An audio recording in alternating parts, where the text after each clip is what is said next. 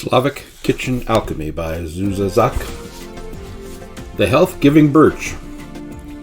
My babkia Halinka could never resist hugging a birch tree, and I take after her.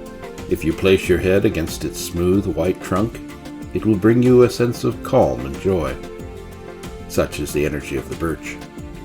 In the past, the birch energy was equated to that of children.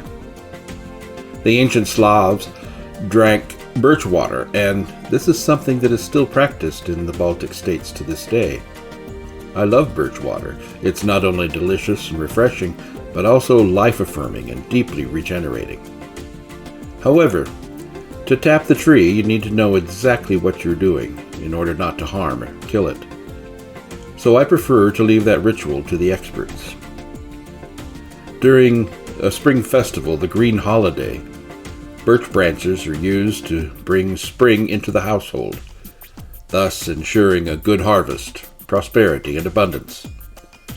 Birch's delicate young branches are used to whack the cattle, more of a massage really, ensuring good health for the year. You might encounter a birch slapping should you find yourself in a traditional Slavic bathhouse, for they are reputed to improve circulation and energy levels.